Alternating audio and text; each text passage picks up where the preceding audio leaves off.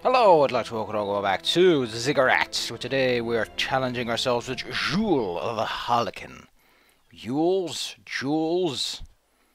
Goulet.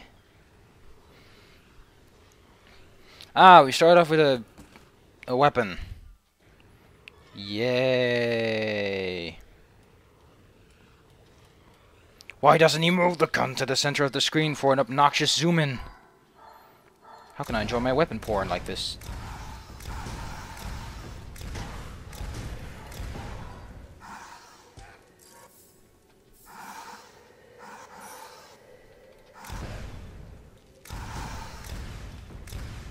So does this weapon have any splash damage at all? Yes, it must.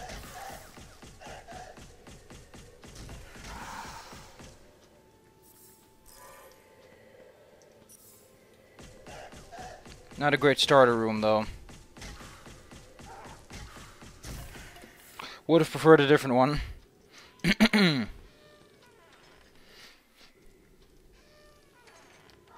Oh, you cheat. It's not even the door that's physical touches. Oh, yeah. Now I remember.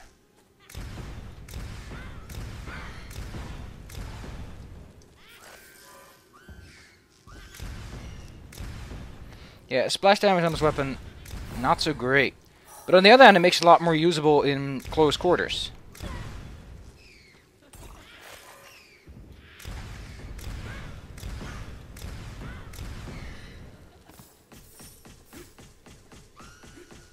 What's this guy's skill set again? Oh yeah, he gets lots of mystery boxes, he gets more stuff.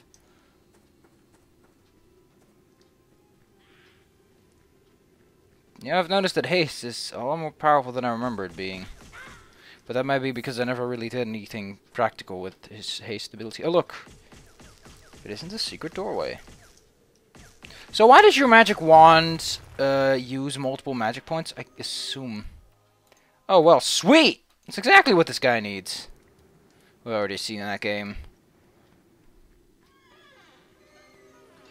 They stole it from Rogue Legacy, I tells ya.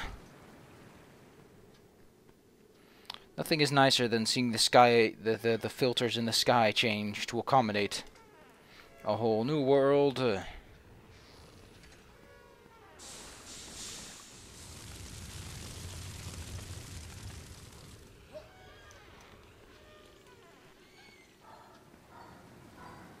Oh great, just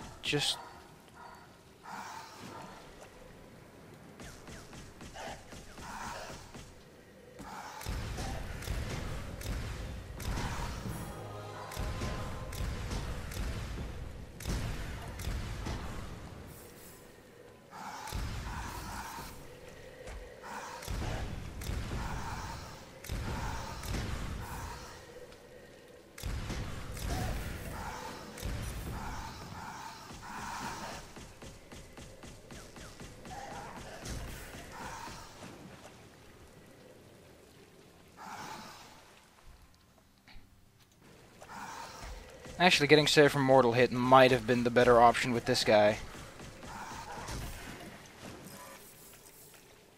Love how I'm getting mana for weapons that I do not have.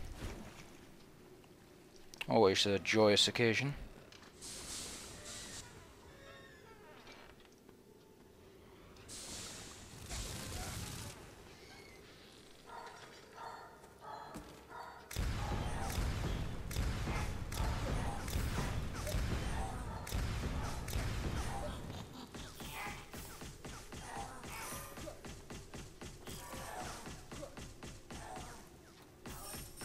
I don't even know if this guy is high tier play.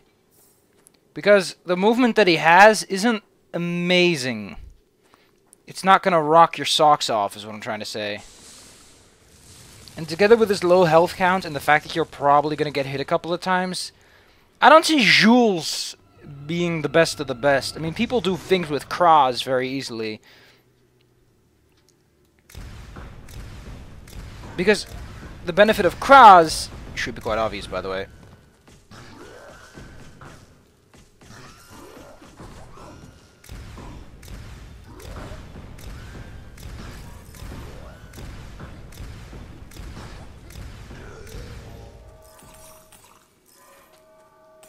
Oh. The benefit of Kraz is that, at the very least, you get this really powerful wand weapon. And this guy gets no weapons. He just gets drops and rooms. So he is a luck character, I'd say. This guy works out depending on how much luck you get. And there's nothing else that can change it. Apparently the staff isn't that good either. I looked at the weapon stats. This weapon is apparently not as great as the Twilight Scepter.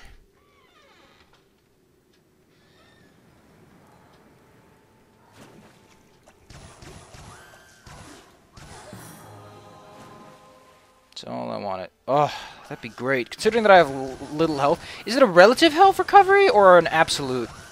Always important to know that when you're buying an upgrade. Gotta be critical. And assess, am I buying 5%, in which case it's not as good?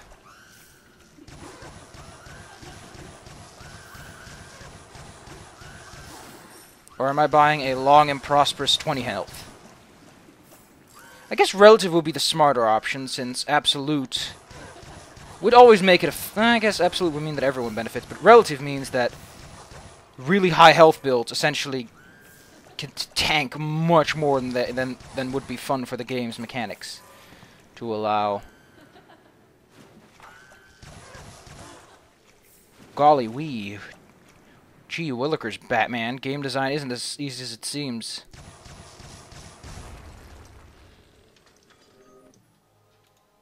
Ah, that's sweet enough. We already did this one? No.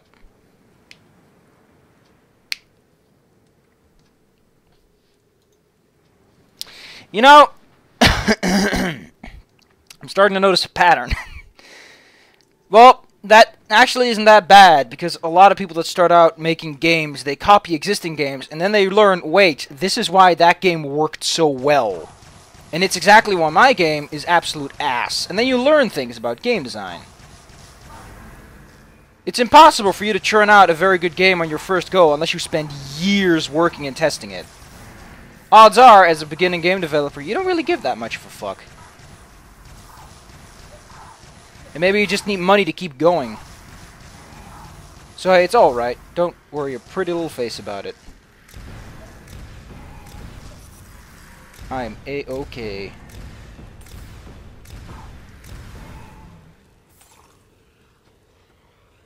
Yeah, this is why I say that you should put a limit on how many degrees it can move, because you get this. And it's not so much that it's not cool that you sometimes get hit by it. It's more so that it doesn't... It's not very encouraging. It's like, oh, I guess that happens.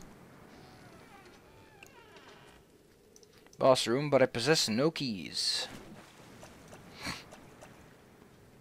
This run's going better than I thought. I've got base health at the very least.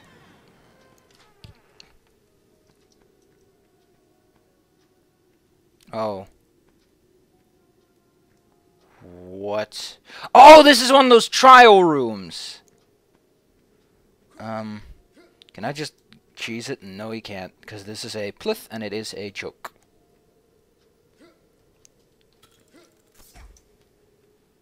I'm gonna try this bitch.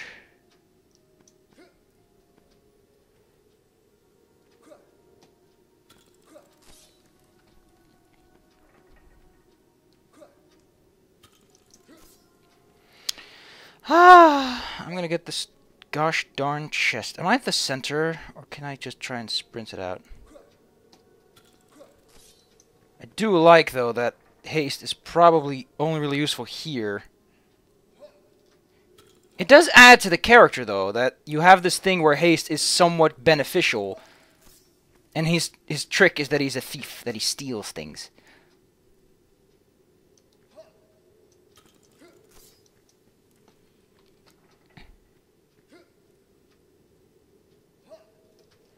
Yeah, I've noticed that... One thing I noticed is that acceleration is a bit delayed in the air. I don't like that at all.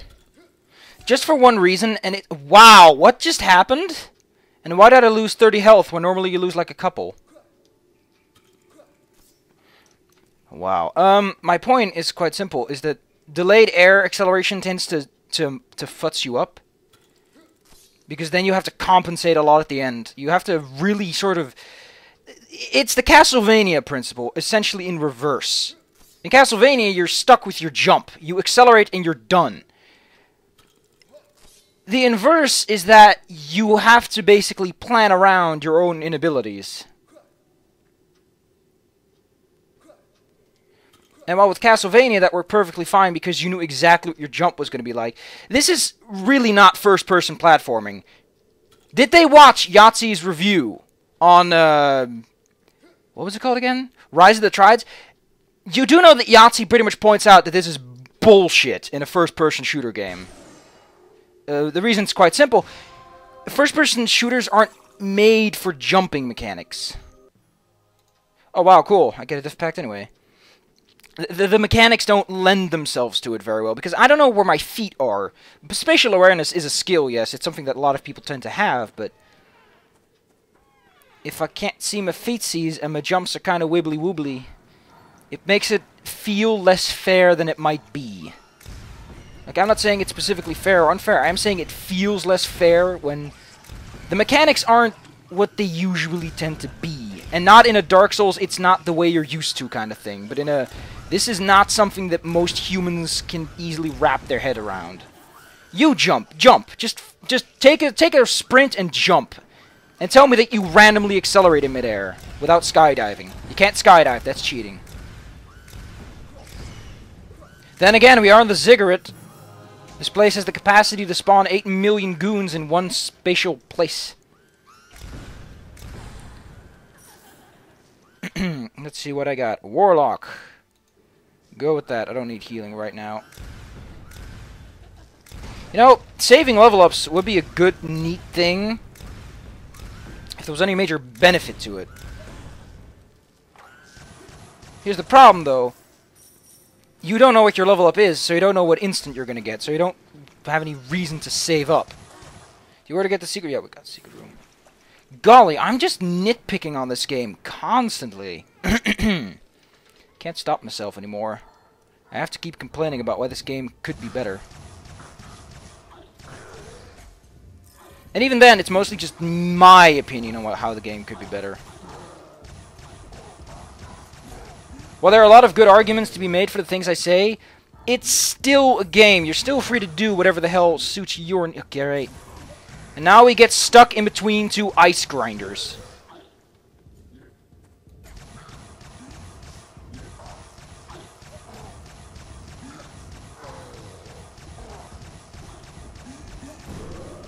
Yeah, just stop making them explode like that. It makes them so much... like, either make them kamikaze or make them melee. You do know that the reason that kamikazes usually don't have any attacks of their own is because they're annoying as fuck. Just look at the clears. Look at the clears in Serious Sam. Those things are annoying as shit. And there's so many of them. And they're so fast. But the reason they're somewhat endurable is that A, they're weak, and B, they don't explode violently, despite being there in relatively high quantities. Then again, your video game. If you just want to make a game... you have to understand, I keep talking about things from the perspective of you want your game to be fun and feel fair. What do we get? Double alchemy attack rate. I have a problem with that, and it's primarily that, yeah, I'm not guaranteed to have that. For one, you might not even have an alchemy weapon. Oh, great. You know what I was hoping for? Really, I was really hoping for an obelisk room. I woke up this morning and said to myself, you know what my life's missing? Fucking obelisk room. And they don't even give you that good rewards, because, again, if you're...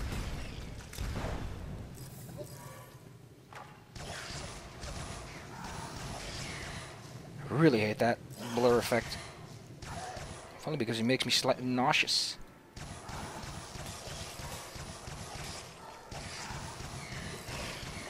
So I wonder, is there like a spawn limit on these rooms? Or do they just do whatever they want? And it's supposed to regulate itself. Also, why am I taking so much damage?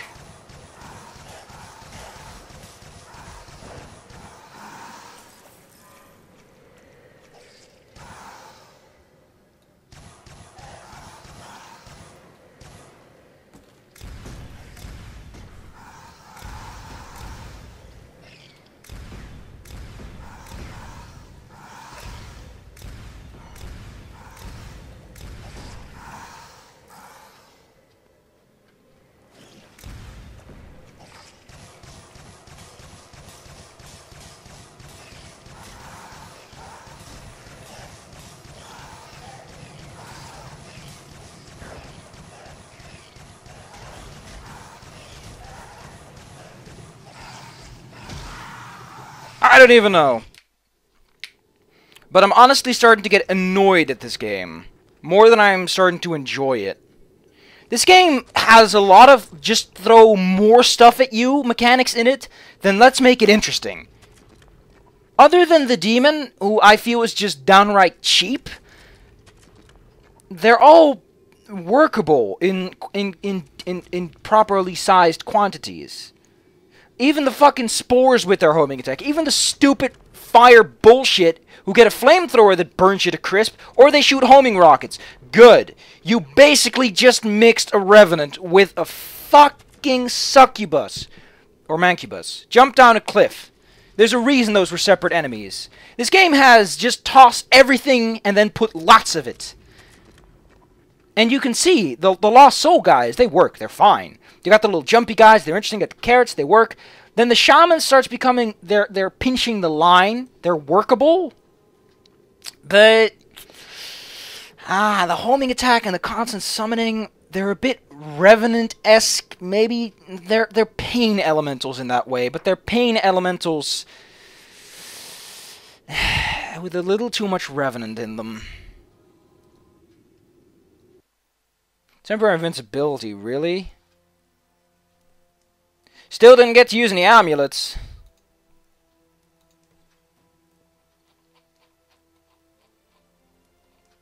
Oh, they did properly add them in, just in the middle of it. Well, let's see the bestiary. Or bestiary. It is a lost soul. A cockatrice. Oh, they have eyes! I thought they were blind. Just like lizard things. It's a magma golem. Why does he have a crotch flap that actually flaps? Everything about him works as a stone creature. And then he has this stupid flap. I'm not saying that you shouldn't. I'm saying that considering he's a stone thing, it's a good reason, a good thing that you don't want to see him for long. Oh man, I love how it's stupid. Just looks like a fucking South Park character. Like all those Canadians. Oh, we can rotate using page up and page down for whatever reason. So this is a kobold. I had my suspicions, but it is. That guy's got huge fingers, though. Oh, this is a basilisk. Who also has eyes. We get a banshee. Reminds me of the RuneScape banshees, but then again, very generic, fancy character. I do like the strange, grotesque stuff. Oh! It's multiple funguses. You don't see that very often. Oh, look, there's a little fat guy in the back. He's like, don't forget about me. I take all the credit. I like this guy. He's a little goofy. He's goofy. Also, judging by this, I get the sensation that the person who makes these models is not very good with jaws. Not that it doesn't work. Like, if you don't pay much attention to it, these models work very well, but then again, you could say that about just about anything. Especially armpits. Those really tend to fuck up. This is an orc. You don't get to see his face. What is a sword supposed to be? You do know that swords have a tip for a reason, right? I like the hexagon. Oh, this is a storm beast. You stole that from Demon Souls, didn't you fuck? You totally stole that. Unless that is, again, a generic fantasy creature that's just floating around waiting to be found. I like it, though. Looks like a floating Koopa. What I don't get is why this thing has such a... It has a very flexible neck. It can very easily aim at you, but it has this huge fucking neck. How does it do that? I'm saying that, by the way, about a creature that appears to float by wiggling little spikes. Oh, there's an ice. That's interesting that ice comes from two fires. You'd think it'd be the other way around, but... Is that a model error, those limbs? Because I can look straight up them. Flying armor. This guy looks really cool. I'm just a fan of things that don't have actual limbs in them, that are just floating pieces. I don't get the helmet, though. Is there something in there? Looks like a little red dot. Still looks pretty cool. And this guy who's just that guy with some legs. Like, I like them both. I think this guy's got more asshole potential. Well, this guy doesn't have the ground AoE, but in place of it, he gets to maneuver around and aim much better since he's high up in the sky. I like that more. I like this kind of recolor crap a lot more than I like recolors that are just add 2 stats. But give him something strategic if you've got a Oh, the shaman. He doesn't have a face, I feel. And if he does, it's probably like the Running Man from Legend of Zelda, where it's a goofy reference face. I don't know. He doesn't feel... Like, the Banshee had something going for it. This just feels like a dude. Even the little kobolds had something going for him. But, He does fit the part. You know immediately what he is. And that's good. Oh, I thought they had human faces, but they have these creepy smiley faces. And they have crab claws, which I already noticed, but... So why does he have that one-sided skirt? Which, by the way, is not a texture... Is not an actual textile render. It's modeled to the rig, which is fine.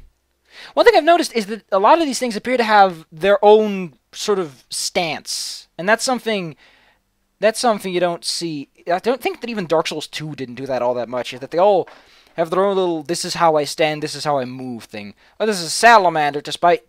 You do know that basilisk and cockatrices are chickens? Unless there's, again, a creature I don't know of. Oh man, that spiky tail looks cool. And his little mohawk. Can't say no to a mohawk, even if they're jackasses. And here we got Gunkar. Never seen his backside. What does his backside look like? It's everything I ever hoped for. I do like that he holds his mace through his helmet. Good job on that one. His mace is nice and shiny, though, which shows that he washes it every day with blood. Is this a reference, again, to Rogue Legacy? Because their eyeball skull boss was also called Sir something. Is that a joke? Is that some sort of D&D joke that I don't know of? It looks cool, though. It looks really nice. Queen Amanda, who for some reason feels the need to start in the ground. She looks just like Banshees, but with a green tinge. Which might just be the lighting.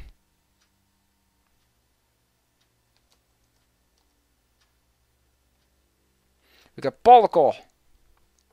Got a nice carved club. Realize. Oh, we got those holes at the bottom. Is it a rain staff? Could be. Because sometimes people used to hollow out things and they put little holes in them and they made them go up and down with dirt and rocks. I like the little eye on his helmet. It reminds me of the monoliths of the Rift. He's got a nice skull for a helmet, for a face. I don't know what to make of that. Spooky ghoul face or beaky thing. Who knows. And we got Percival, which is the Royal Knight. Apparently there's... Oh, let me guess. That is the armored boss. Okay. Then we got Regulus, who promotes... He looks really nice. I really like that bottom side. I'm a fan of those plated scales.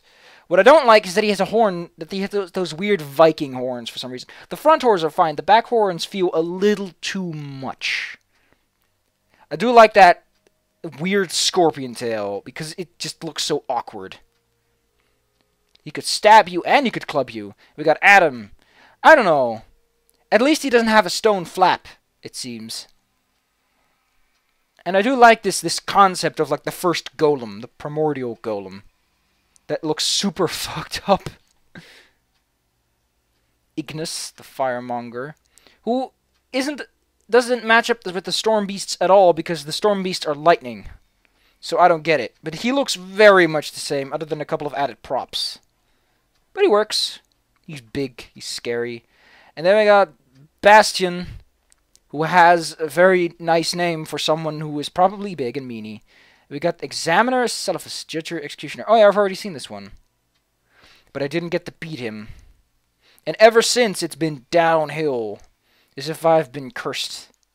And that's that. It's the Bestiary. Looks really nice. Some games don't even have a bestiary when it comes to 3D models because they're lazy. Also, I get all of these, and let's see how many there are in total. 15. That's a nice number. Hall of Fame.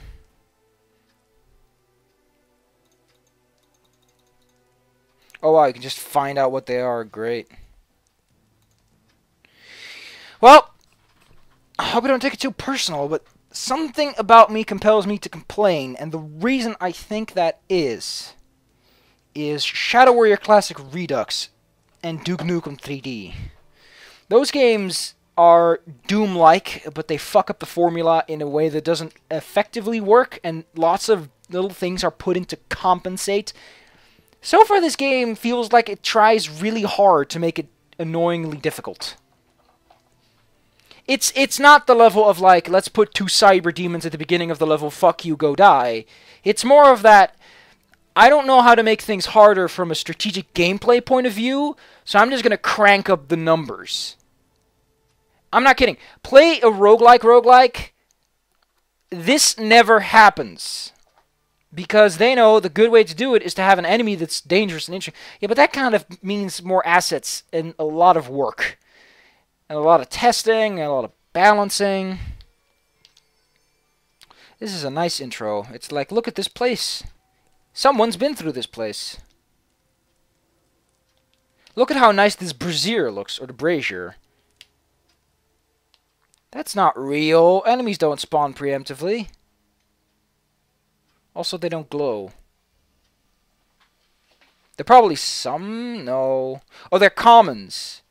Let me guess. They put filters on every enemy, whatever they're champions or not, and commons just get this white glow that they scrub out at the end of the rendering process. That's a good way to do it. It's a cheatsy way, but in gaming you gotta cheat.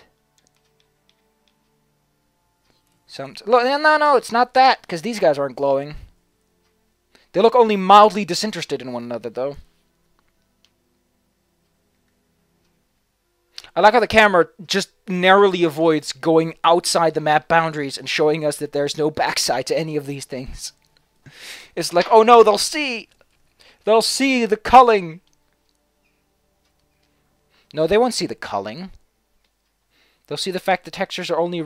Yeah. No, that technically is culling. Culling is removing the double-sidedness of a texture. And you primarily use it if you don't want to use Z-buffers. No, wait! No, that's not how culling works. It hardly matters. What does matter is that those guys should not be hanging around that storm beast too much. Hey, I've not seen this room.